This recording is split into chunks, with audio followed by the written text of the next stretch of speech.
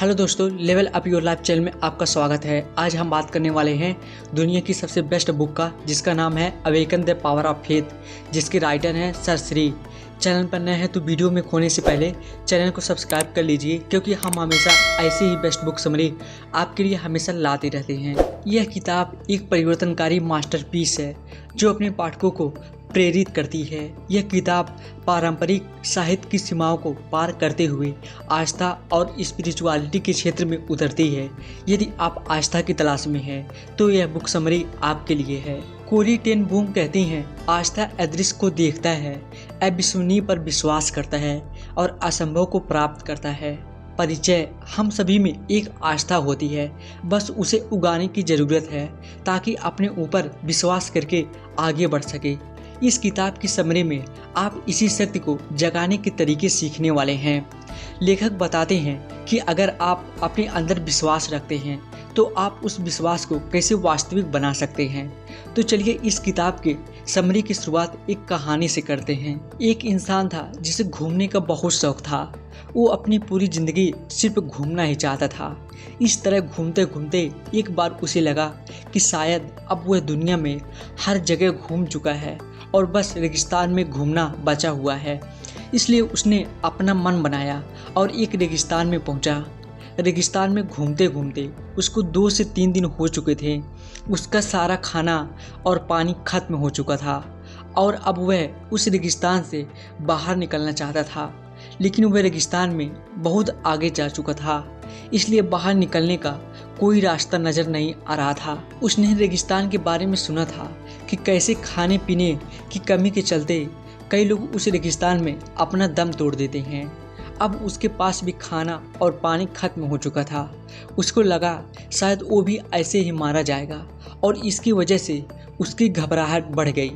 ऐसे में जब उसने अपने आसपास देखा तो उसके पास में ना ही कोई घर था, ना कोई जानवर और दूर दूर तक कोई इंसान भी नहीं था। उसके चारों तरफ सिर्फ रेत ही रेत थी। तभी उसने दूर एक हैंडपंप देखा। वह अपने शरीर में बची ऊर्जा के साथ उस हैंडपंप के पास दौड़ा और वहां पहुंचा। उसने उस हैंडपंप को चलाना शुरू किया, लेकिन बहुत देर चलाने के बाद भी उसमें से पानी नहीं निकला और वह बेबस होकर बैठ गया। लेकिन तभी उसकी नज़र पास में पड़ी एक पानी की बोतल पर पड़ी, जिसके अंदर सिर्फ आधा ही पानी था और उस पर लिखा हुआ था, इस पानी को उस हैंडपंप में डालो, फिर चाहे जितना पानी पियो। अब ये परिस्थिति उस आदमी के लिए बहुत ज़्यादा चुनौतीपूर्ण थी, क्योंकि उसके पास एक बोतल थी जिसके अंदर आधा पानी है। उसे पानी की सख्त ज़रूरत है। या तो वह उस पानी को पी सकता है या हैंडपंप में डाल सकता है। हैंडपंप में पानी डालना जोखिम से कम नहीं है, क्योंकि अगर पानी हैंडपंप में डालने के बाद भी हैंडपंप नहीं चला तो उसके हाथ से आधा बोतल पानी भी चला जाएगा और वह प्यास से मर सकता है। और अगर हैंडपंप से पानी मिल गया तो वह जितना चाहे उतना पानी पी सकता है। उस आदमी के दिमाग में बहुत सारे सवाल आने लगे कि अगर पानी नहीं डाला तो उसके बाद आने वाले लोगों को भी इस चुनौती का सामना करना पड़ेगा। उसने सोचा, अगर आज मैंने जोखिम लेकर इसे नहीं चलाया तो लोग दूसरे की मदद पर भरोसा कैसे करेंगे। इसलिए उसने इस बात को याद करते हुए आधा बोतल पानी हैंडपंप में डाल दिया और उस बोतल पर लिखी हुई चीज़ पर भरोसा करते हुए हैंडपंप चलाना शुरू किया। उसकी मेहनत रंग लाई और पानी आ गया। उसने पहले जी भर के पानी पिया, उसके बाद अपनी बोतल और जग में पानी भर लिया। अंत में उस बोतल में आधा पानी भर के उस पर लिखा, आप इस बोतल पर भरोसा कर सकते हैं। लेखक कहते हैं कि बोतल की तरह ही आस्था यानी विश्वास हम इंसानों के अंदर पहले से मौजूद है, बस ज़रूरत है इसे जगाने की। आस्था ऐसी चीज़ नहीं है जो किसी विशिष्ट इंसान या लोगों के ग्रुप में ही मिले, बल्कि आस्था तो हर इंसान में है। आस्था या विश्वास वह है जो आपको बताए गए हैं, आपने कहीं सुने हैं या उन्हें मान चुके हैं। समय के साथ जितने ज़्यादा ज्ञान हम लेते हैं, हमारे आस्था बदलते हैं। उदाहरण के लिए हमें पहले आस्था थी कि धरती के पास सिर्फ चाँद ही एक ग्रह है, लेकिन ज़्यादा ज्ञान लेने और ज़्यादा चीज़ें अन्वेषण करने से पता चला कि उनके अलावा भी धरती के पास कई सारे ग्रह हैं। वास्तविकता अब बात आती है भ्रामक वास्तविकता। इसका मतलब है ऐसी सच्चाई जो आपने अपनी सोच से बना दी है। भ्रामक वास्तविकता में हम उसी के सच होने का विश्वास करते हैं, जैसा कि देखना चाहते हैं, जिसकी वजह से कई बार यह हमें असल सच्चाई से हटा देती है। भ्रामक वास्तविकता को आप एक लेंस की तरह समझ सकते हैं, जहां जो चीज़ें आपका दिमाग देखना चाहता है वह बड़ी हो जाती है और दूसरी चीज़ें उसकी तुलना में कम उपयोगी लगती हैं, जिसकी वजह से आप कई बार सिर्फ अपनी मनपसंद जीवन को देखने में ही समय गुजार सकते हैं और सच्चाई से वाकिफ नहीं होते। जब आपको हकीकत हिट करती है तो आप अपने आप को संभाल नहीं पाते। लेखक कहते हैं यही कारण है कि ज़्यादातर लोग जीवन में दुखी और असफल होते हैं, क्योंकि वह सच्चाई से दूर भागते हैं। आपको कभी भी सच्चाई से नहीं भागना चाहिए। आपको कम से कम यह बात पता होना चाहिए कि सच्चाई क्या है। कई बार भ्रामक वास्तविकता सही भी साबित होती है। जैसे हम जानते हैं कि पैसा बहुत ज़रूरी टूल है। अच्छी स्वास्थ्य और संबंधों के लिए पैसा ज़रूरी है। अब यह एक सच्चाई है जिसे पहले विश्वास करेंगे, यानी आस्था करेंगे, फिर उस आस्था से संबंधित असल ज़िंदगी के अनुभवों से यह आस्था मजबूत बनकर समय के साथ एक विश्वास बन जाएगा, जिसे आप उस समय बिना किसी शक के सीधा सीधा सच मान लेंगे। अगर आप इस आस्था को मानते हुए एक भ्रामक वास्तविकता बनाते हैं, जहां अपने आप को एक अमीर इंसान की तरह कल्पना करें और मेहनत करते रहें, तो आप ज़रूर अमीर बनेंगे, क्योंकि ऐसे में आपका विश्वास और भ्रामक वास्तविकता दोनों ठीक हैं, दोनों ही आपकी तरफ में काम करेंगे। लेकिन अगर आप गलत चीज़ों को विश्वास मान लें, जैसे जीवन में सिर्फ बुरे काम करके ही पैसा कमा सकते हैं या अच्छे काम करके किसी इंसान का भला नहीं होता, यह गलत आस्था है। अगर आप उसे सही मानें और इसके ऊपर अपनी भ्रामक वास्तविकता बनाएं, तो आप वही देखेंगे जो देखना चाहते हैं, यानी आप बुरे काम से खुशी और पैसा कमाने के तरीके नोटिस करने लगेंगे। बुरे काम ज़्यादा दिखेंगे और अच्छे काम छुप जाएंगे। विश्वास हमारे अवचेतन मन में खुद की एक तस्वीर बनाते हैं, जिसे हम मैं के नाम से जानते हैं। जैसे मैं वह इंसान हूँ जो आगे बढ़ेगा, या मैं वह इंसान हूँ जो जीवन में सफल होगा। अगर आप सही चीज़ को देखकर विश्वास बना रहे हैं तो आप सफल होंगे, लेकिन सिर्फ अपना मन रखने के लिए गलत चीज़ों को देखकर विश्वास बना रहे हैं तो आप असफल भी हो सकते हैं। इसलिए यह पहचानना बहुत ज़रूरी है कि सही और गलत विश्वास क्या है। लेखक कहते हैं कि हमारे विश्वास में बहुत ताकत होती है। अगर कोई मुझसे पूछे कि सफल और असफल इंसान में क्या फ़र्क है, मैं कहूँगा सिर्फ और सिर्फ एक विश्वास का ही फ़र्क है। सफल इंसान को विश्वास होता है कि मैं सफल बनूँगा, इसलिए वो सफल इंसान बनता है। असफल इंसान को खुद पर शक रहता है, शायद मैं सफल नहीं हो सकता, इसलिए आज वह असफल है। व्यक्तिगत विश्वास बनाने के लिए लेखक एक टिप बताते हैं। आप उन्हीं लोगों को देखिए, उन्हीं लोगों के बारे में पढ़िए या उन्हीं लोगों को सुनिए जिनकी तरह आप बनना चाहते हैं। ऐसा करने से आप उनकी मानसिकता को समझ पाएंगे और अपनी मानसिकता को वैसे बना पाएंगे। ऐसा करने से आपको ज़्यादा लोगों की सलाह भी नहीं लेनी पड़ेगी। सिर्फ उन्हीं लोगों को फॉलो करके और सीखे हुए तरीक़ों को लागू करने से आपका विश्वास मजबूत होता जाएगा। याद रहे, सिर्फ उन्हीं लोगों को फॉलो करें जिनके पास वह परिणाम है या उन परिणाम को पाने की दिशा में आगे बढ़ रहे हैं, जिन परिणाम को आप अपने जीवन में पाना चाहते हैं। और एक बार आपका विश्वास सफल लोगों की तरह मजबूत हो जाए तो आपको सफल होने से कोई नहीं रोक सकता। बचपन से हमारे अंदर माता पिता, दोस्त, आसपास के लोग और मीडिया के द्वारा कुछ फिजूल के विश्वासों को भर दिए गए हैं। उन विश्वासों से प्रभावित होकर काम करने से जीवन में उसी तरह के कार्य करते हैं और बदले में वैसे परिणाम मिलते हैं। ऐसे विश्वासों को ज़्यादातर लोग कभी जीवन में बदलने की कोशिश ही नहीं करते, कभी खुद से सवाल नहीं करते। अगर कोई बात बताई गई है तो क्यों बताई गई है, क्या यह आज के समय में हमारे लिए उपयोगी है। जैसे सामान्य रूप से मिडिल क्लास परिवार में बच्चों को बचपन से बताया जाता है कि हम मिडिल क्लास लोग हैं, चाहे जितना भी मेहनत कर लें कभी भी अमीर नहीं बन पाएंगे।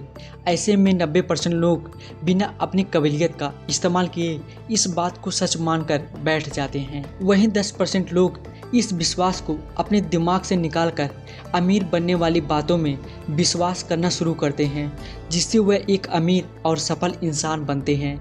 सफल और खुश जीवन जीने के लिए यह ज़रूरी है कि आप अपने विश्वासों को लेकर सवाल पूछें और देखें कि क्या यह आपके लिए ठीक है, आपकी खुशी और विकास के लिए मददगार है या नहीं। सीमाएं। एक बार आप अपने दिमाग में सभी सीमित विश्वासों को पहचान कर लें तो उन्हें सहायक विश्वासों से बदलना आसान हो जाता है। ऐसा करके आप अपनी मानसिकता को रिलैक्स कर सकते हैं और आगे बढ़ने के लिए नई और ज़रूरी रणनीतियाँ बना सकते हैं।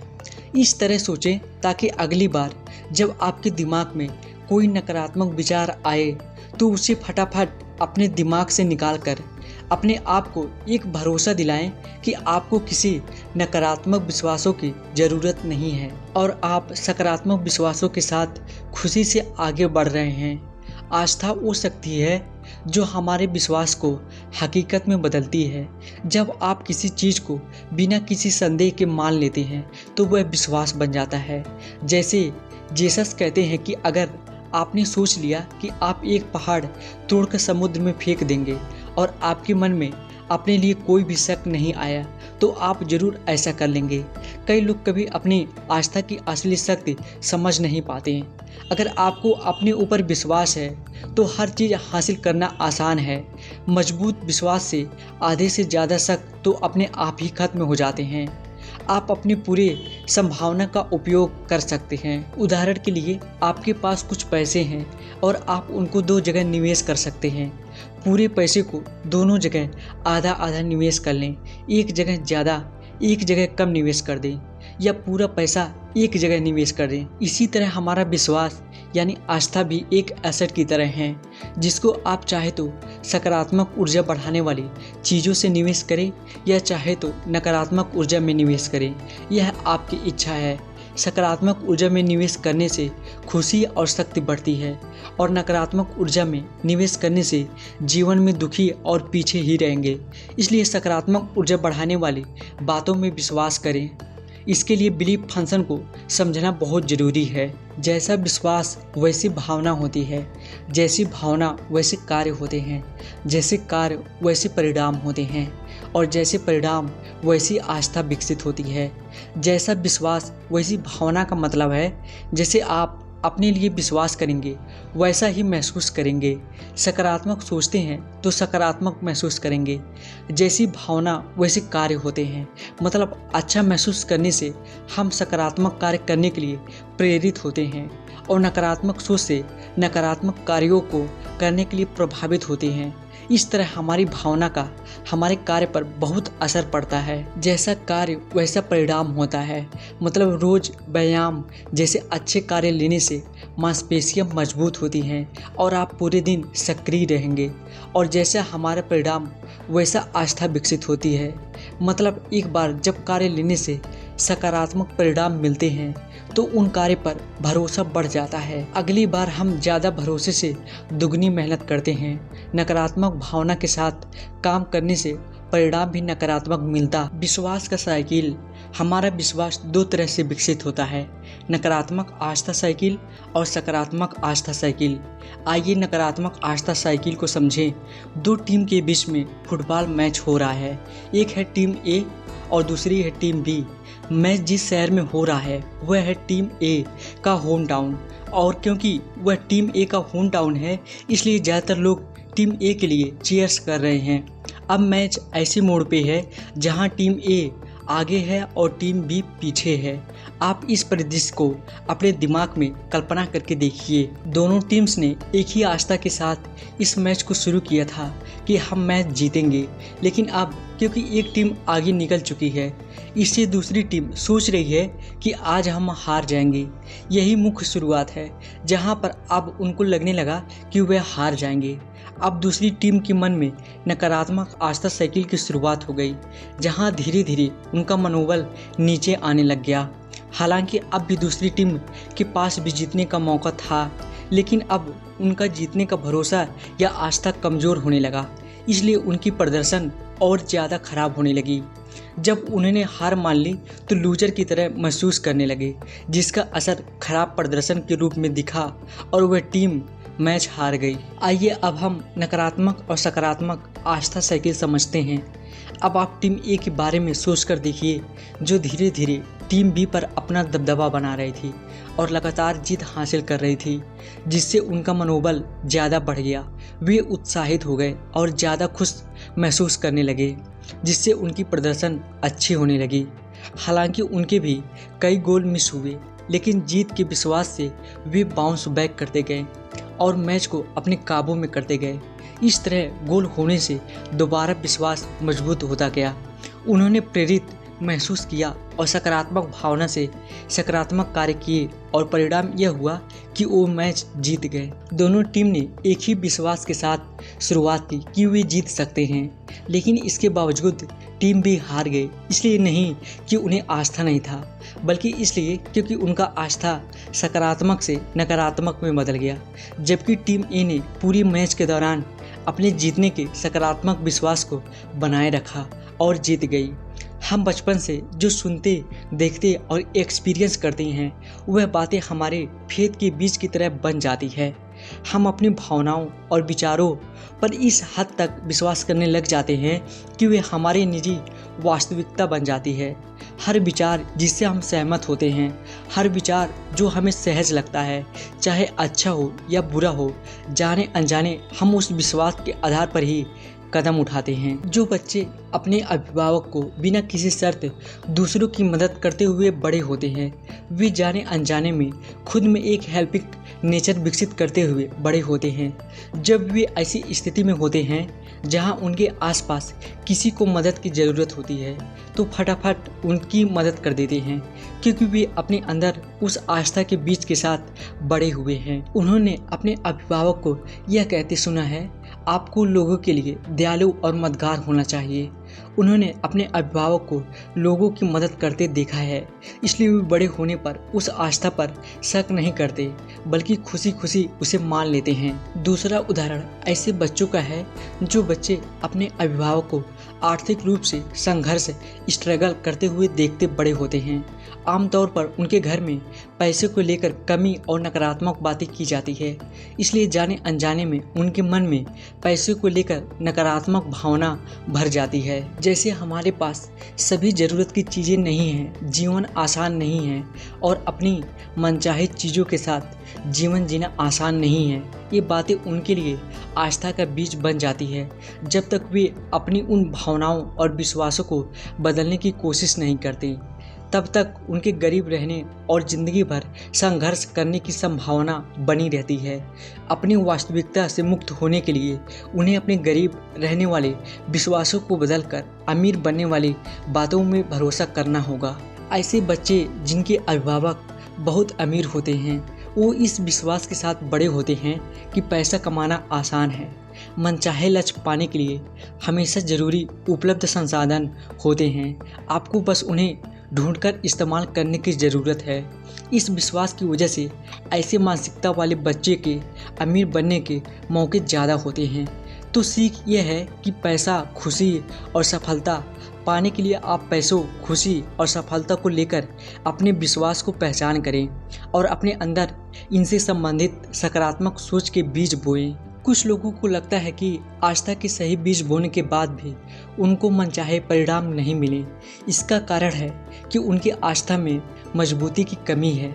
मनचाहे परिणाम पाने के लिए आपका मन अपने काम को लेकर अनकंडीशनल होना चाहिए, यानी आपका आस्था इतना पक्का होना चाहिए कि कोई भी आपको गुमराह न कर सके। सकारात्मक भावनाएं। अब तक आपने जाना कि कैसे आस्था के बीज बोने से फल मिलते हैं, साथ ही अपने आस्था को पक्का करके लक्ष्य को पाना उतना ही आसान हो जाता है। अब अपने आप से एक सवाल पूछें कि क्या आप अपने जीवन में बड़ा बदलाव लाने की कोशिश कर रहे हैं? क्या आप ऐसे परिणाम हासिल करने की कोशिश कर रहे हैं जो आज असंभव या जादुई लग रहे हैं? तो उन्हें हकीकत बनाने के लिए आज से ही उन्हें पाने वाली बातों में आस्था या भरोसा करना शुरू कर दें। इसे बोएं, इसकी देख रेख करें, इसे मजबूत बनाएं और जल्द ही आप इसे अपने जीवन में खिलते हुए देखेंगे। दुनिया में आज तक जो भी बनाया गया है, बनाया जा रहा है और बनाया जाएगा, पहले से उसकी इमेज बनाने वाले लोगों के दिमाग में एग्जिस्ट करती है, जिन्होंने विश्वास के साथ इसकी कल्पना की थी। जैसे एप्पल कंपनी दुनिया के लिए बाद में बनी, लेकिन स्टीव जॉब्स के मन में पहले ही बन गई थी। उसी तरह माइक्रोसॉफ्ट सॉफ्टवेयर लोगों के सामने बाद में आई, लेकिन बिल गेट्स के मन में पहले ही बन चुकी थी। इन लोगों की तरह आपकी कल्पना में भी अपार संभावनाएं छुपी हैं। आज जो चीज़ें आपको अपनी आंखों से दिख रही हैं, वो किसी इंसान की कल्पना का ही परिणाम है। इसलिए जब आप नकारात्मकता या परिसीमन का सामना करें, कभी आपको रिजेक्शन का सामना करना पड़े या परेशान करने वाली और आपकी संभावना से ज़्यादा प्रयासों की डिमांड करने वाली स्थिति आए, तो याद रखें कि आपके अंदर अनंत संभावनाएं हैं जो इस अनदेखी दुनिया में मौजूद है। यह सच्चाई आपकी जागरूकता को बढ़ाएगी और आपके विचारों को हकीकत बनाने के तरीके ढूंढने में समर्थन करेगी। हर इंसान जीवन को अद्भुत बनाना चाहता है, जिसके लिए वो दिन भर सोचता है, लेकिन कुछ लोग ही इसे सच में अद्भुत बनाते हैं। ऐसा इसलिए क्योंकि वो सही समय पर सही बात में भरोसा करते हैं। कई बार जीवन के उतार चढ़ाव की वजह से जरूरी आस्था से भटक जाते हैं, इसलिए इन्हें याद रखने के लिए लेखक फेथ फेयर बुक बनाने के लिए कहते हैं। इसके लिए अपनी सकारात्मक आस्था और विचारों को एक जगह लिख लें। ऐसा करके उन बातों में आपका भरोसा मजबूत बनेगा। इसके लिए एक छोटी डायरी बना सकते हैं, जहां आप अपने दिन भर के महत्वपूर्ण विश्वासों को लिखें और हफ्ते में एक बार उसे पढ़ें। ऐसा करने से आप अपने सकारात्मक विश्वासों को लेकर ज़्यादा क्लियर होते जाएंगे। हम में से हर किसी की अपनी वैल्यू और उद्देश्य की अपनी मानसिकता है। इसके बारे में स्पष्टता के लिए इन सभी को फेथ फेयर बुक में लिखना जरूरी है। अपनी फेथ फेयर बुक लिखते समय ध्यान रखें कि यह फेथ फेयर बुक आपकी आस्था को हकीकत बनाने का स्रोत है, जिसमें आप पूरे विश्वास के साथ अपने उन विश्वासों को लिखते हैं जिन्हें हकीकत बनाना चाहते हैं। जिसे आप जो चाहते हैं उसके लिए आस्था के बीज बोते हैं। इसलिए बिना यह सोचें कि आस्था को हकीकत बना सकते हैं या नहीं, तटस्थ होकर फेथ फेयर बुक को लिखें। जब आप फेथ फेयर बुक को तटस्थ आस्था के साथ लिखेंगे तो अपने जीवन में चमत्कारपूर्ण परिवर्तन को अनुभव करेंगे। आस्था के इस किताब में अपने दीर्घकालिक लक्ष्यों को लिखें और समय समय पर इसे देखते रहें। दीर्घकालिक लक्ष्यों के अनुसार लघुकालिक लक्ष्यों को बनाएं। इस जर्नी के दौरान आने वाली चुनौतियों का सामना करें और याद रखें कि अपने दीर्घकालिक लक्ष्यों और विश्वासों को नहीं बदलेंगे। निष्कर्ष दोस्तों, इस किताब से अब तक जो सीखा है उसको एक बार दोहरा लें ताकि आसानी से याद रहे। नंबर 1, आस्था यानी विश्वास हम इंसानों के अंदर पहले से ही मौजूद है, बस ज़रूरत है इसे जगाने की। आज आप जिस समाज में रहते हैं उसमें आपके आसपास कुछ लोग बहुत ही ज़्यादा सफल और कुछ असफल होंगे। क्या आप जानते हैं ऐसा क्यों? क्योंकि सफल लोगों ने हमेशा अपनी मेहनत और अपने ऊपर विश्वास रखा है। नंबर 2, आस्था या विश्वास वह है जो आपको बताए गए हैं, आपने कहीं सुने हैं या उन्हें मान चुके हैं। समय के साथ जितनी ज़्यादा ज्ञान हम लेते हैं, हमारे आस्था बदलते रहते हैं। नंबर 3, आपको कभी भी सच्चाई से नहीं भागना चाहिए। आपको कम से कम यह पता होना चाहिए कि सच्चाई क्या है। नंबर 4, व्यक्तिगत विश्वास को बनाने के लिए आप उन्हीं लोगों की बातों में भरोसा करें, उन्हीं लोगों के बारे में पढ़िए या उन्हीं लोगों को सुनिए जिनकी तरह आप बनना चाहते हैं। नंबर 5, एक बार आप अपने दिमाग में सभी परिसीमन विश्वासों की पहचान कर लें तो उन्हें समर्थक विश्वासों से बदलना आसान हो जाता है। नंबर 6, जैसा विश्वास वैसी भावना होती है, जैसी भावना वैसे कार्य होते हैं, जैसे कार्य वैसे परिणाम होता है और जैसा हमारा परिणाम वैसा आस्था विकसित होती है। नंबर 7, हम बचपन से जो सुनते, देखते और अनुभव करते हैं वह बातें हमारे आस्था के बीज की तरह बन जाती है। हम अपनी भावनाओं और विचारों पर इस हद तक विश्वास करने लगते हैं कि वे हमारी व्यक्तिगत हकीकत बन जाते हैं। नंबर 8, अपने दिमाग में आने वाले विचारों को लेकर सचेत रहें।